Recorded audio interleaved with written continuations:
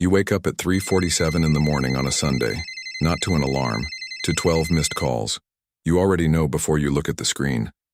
When the phone fires off like that, back to back, no pause, no gap, it means something irreversible has happened.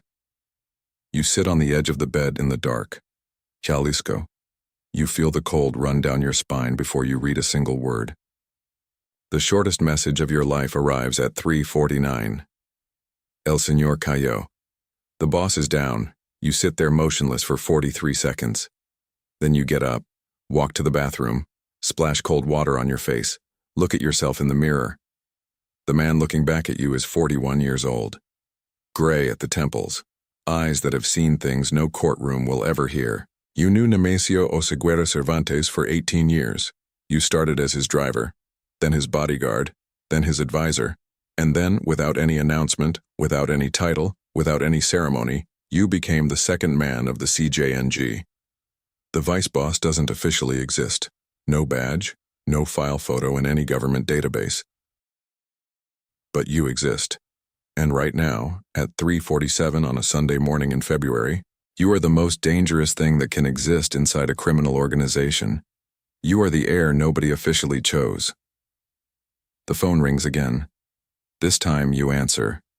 It's Rodrigo, head of operations in Guadalajara. His voice is too steady to be natural, steady the way someone sounds when they're holding panic down with both hands. Confirmed by the Ministry of Defense, he says. Operation in Tapalpa. He was shot during the confrontation, died on the helicopter on the way to Mexico City. You say nothing. They burned vehicles in 8 states, he continues. Guadalajara, Puerto Vallarta, Colima, Michoacán. The soldiers did it on their own. Nobody ordered it. They're waiting for something from us. There it is, the heaviest word of the night. Us. For 18 years, us had a face, a voice, a phone number only 3 people in the world knew. Now us is a question without an answer, and every regional commander, every plaza manager, every soldier with a rifle in his hands is waiting for someone to answer that question before sunrise. Get everyone together, you say. Monterrey, Colima, Nayarit, Michoacán, all regional leaders. Encrypted video call in 40 minutes. Nobody moves. Nobody talks to the press. Nobody fires at a police officer without a direct order. 40 minutes. You hang up. 40 minutes is enough time for an empire to either collapse or hold. There's a reason vice bosses of cartels rarely survive the death of the man above them. Not because they're weak, because they're needed too much by 2 opposite sides at once.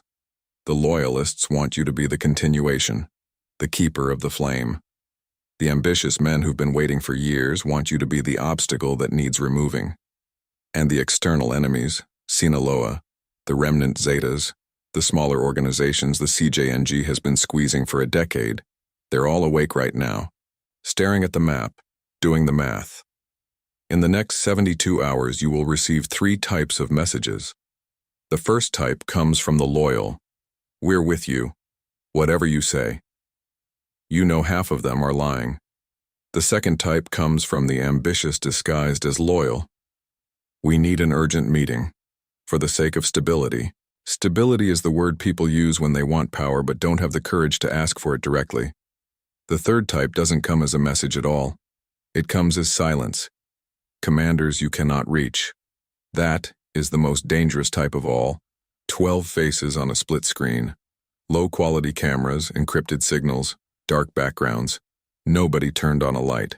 Everyone behaves as though brightness can be traced. You speak first. Because whoever hesitates in this moment loses the room forever. Everyone knows what happened. I'm not going to repeat it. What I am going to say is this. Operations continue. Every plaza holds what it has. No expansion, no territorial movement, no provocation against rivals for the next 7 days. Any unauthorized action will be treated as treason, not as a mistake, as treason. Silence. You know these faces.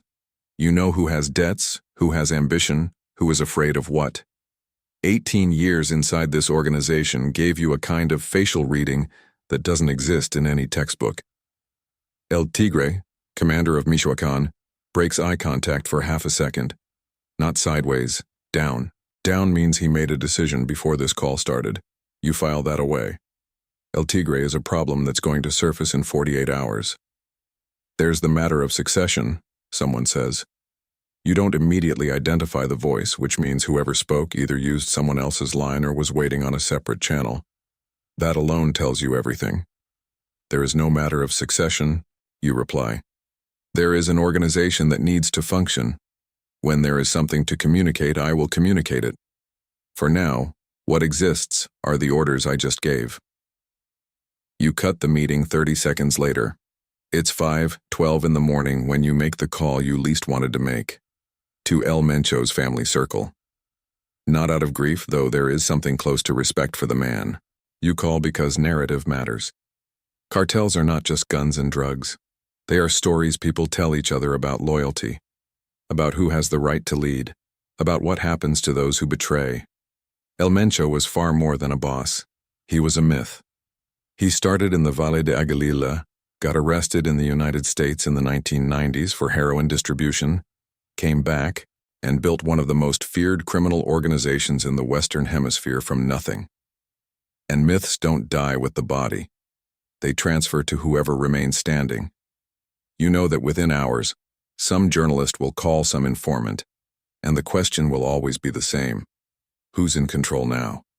The answer that reaches the streets first will matter more than any boardroom meeting. By 9 in the morning, you know 3 things that weren't true at 3:47. First, El Tigre has been in contact with a Sinaloa commander. Unconfirmed, but 2 independent sources say the same thing. Second, 2 of the trucks that were supposed to cross Sonora went dark. They weren't intercepted by the army. They simply stopped reporting. Someone redirected them. Third, the operation in Tapalpa was not luck. Mexican ground troops had surrounded the target area before dawn.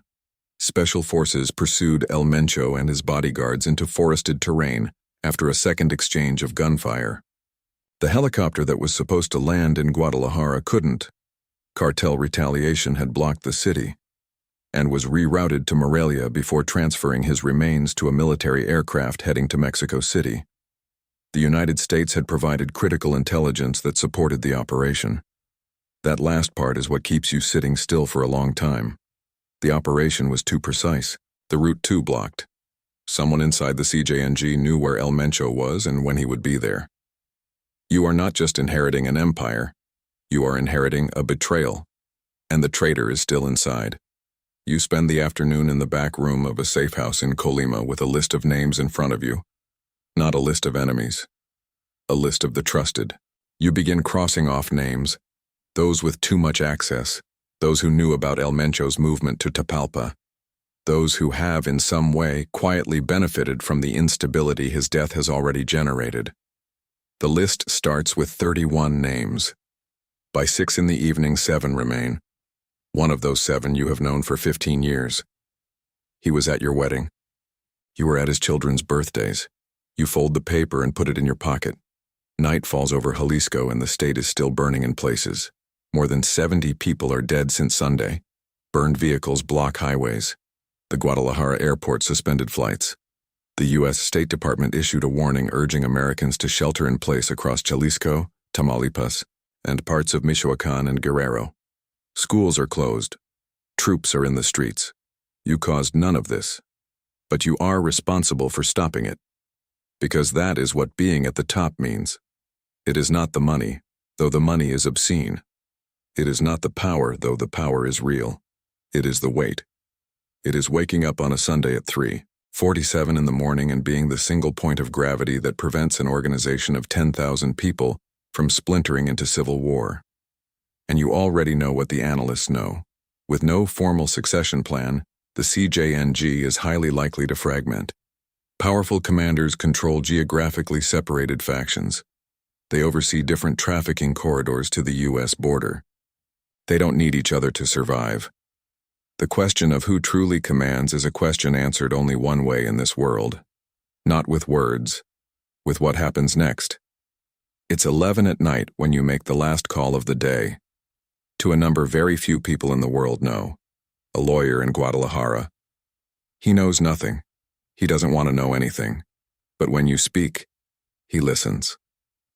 Tomorrow morning, you say, there will be a communiqué, anonymous, to all regional leaders, stating that the organization is operational, that leadership is confirmed, and that any unauthorized movement will have immediate consequences. The lawyer says nothing. He never responds on these calls. He just listens, then hangs up. You put the phone on the table. You look at your hands. You didn't want this. No part of you woke up 18 years ago wanting to be the most dangerous man in Mexico. You wanted money at first, then security. Then, without noticing exactly when, you wanted to belong to something larger than yourself. And the CJNG was the largest thing that existed in your reality. Now that thing has fallen into your lap. And the problem with power inside a cartel is not taking it. It's surviving after you do. You go to sleep at 12:17 in the morning. The phone rings at 12:43. You answer on the first ring, because that is what you are now. The boss doesn't sleep. The boss just waits for the next crisis with his eyes open, and there is a lot of night left.